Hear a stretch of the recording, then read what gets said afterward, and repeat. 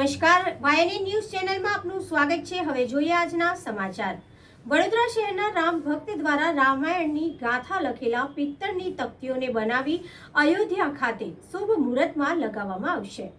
વડોદરા શહેરના રામ ભક્ત દ્વારા રામાયણની ગાથા લખેલ પિત્તળની તકતીઓને બનાવી અયોધ્યા ખાતે શુભ મુહૂર્તમાં લગાવવામાં આવશે। સંસ્કૃતિનું જતન થાય તે પ્રકારે પિત્તળની તકતીઓમાં રામાયણના શ્લોકનું કોતરકામ સહિત તમામ શ્લોકોનું વર્ણન પણ હિન્દી તેમજ અંગ્રેજી ભાષામાં કોતરકામ કરીને કરવામાં આવ્યું છે। વડોદરા શહેરના ઇન્ડસ્ટ્રીયલ વર્કથી જોડાયેલા લોકો રામ ભક્તો દ્વારા 22 જાન્યુઆરી અયોધ્યા રામ મંદિરમાં શ્રી રામની મૂર્તિ પ્રાણ પ્રતિષ્ઠા મહોત્સવ અનુરોધ સમગ્ર દેશમાંથી લોકોએ ભાગ લીધો છે। ત્યારે વડોદરા શહેરના ઔદ્યોગિક બરોડા મેટલ લેબલ વર્કના ઓનર દ્વારા અયોધ્યા મંદિર ખાતે સોગાત આપવાનું સપનું હતું, ત્યારે આ સપનું પૂર્ણ થયું છે અને તેમને પિત્તળની રામાયણની ગાથા લખેલી તકતીઓ બનાવવામાં આવી છે, જે શુભ મુહૂર્ત અયોધ્યા ખાતે લગાવવામાં આવશે।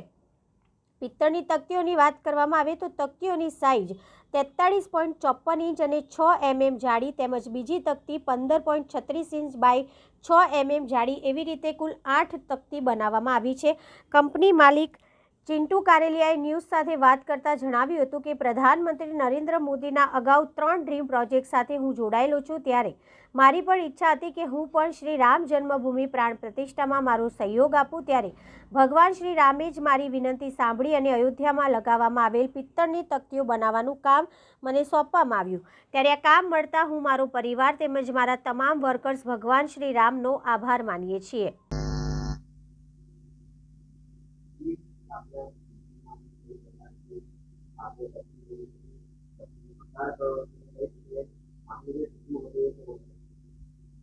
જરૂર જણાવી દઉં, આ જે તકતી બની છે એ બ્રાસ મટીરિયલથી બની છે, જે 6 mm જાડા મટીરિયલમાંથી બનેલી છે। 2 સાઇઝની છે, 15 ઇંચ બાય 36 ઇંચની છે અને બીજી સાઇઝ છે 43 ઇંચ બાય 54 ઇંચની છે।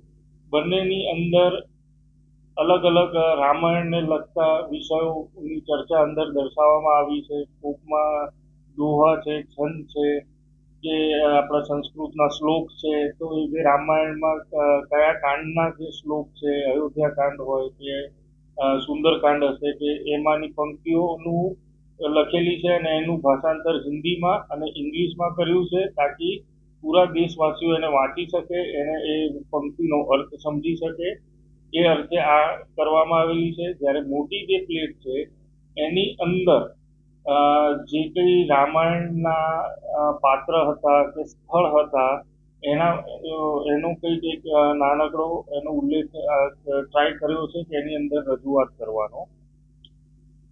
બીજું, આ જે કંઈ કામ હતું જે રામ મંદિરને હતું, તો એ અમારું એક સપનું હતું કે અમારે રામ મંદિર માટે કરવું છે અને અગાઉ બી નરેન્દ્ર મોદી સાહેબ, પ્રધાનમંત્રી નરેન્દ્ર મોદી સાહેબના ડ્રીમ પ્રોજેક્ટમાં બી અમે 3 પ્રોજેક્ટમાં અમે હતા, અમારી પ્રેઝન્ટ હતી અને રામ મંદિરમાં બી પ્રેઝન્ટ અમને કામ કરવાનો જે અવસર મળ્યો છે એ અમે લોકો એ રીતે સમજીએ છીએ કે આ જન્મમાં અમને જે આ કામ કરવાનો અવસર મળ્યો છે એ અમે ધન્ય સમજીએ છીએ અને ભગવાન શ્રી રામની કૃપા હશે તો જ આ કામ હું હોઉં કે દરેક જણા જે કામ કરે છે, સેવા આપે છે, એ રામ ભગવાનની કૃપા હોય તો જ આ શક્ય છે અને આ કામ કરવાથી અમને આનંદ છે, ગર્વ અનુભવીએ છીએ। અને જ્યારે રામ મંદિર એ વિશ્વવ્યાપી છે અત્યારે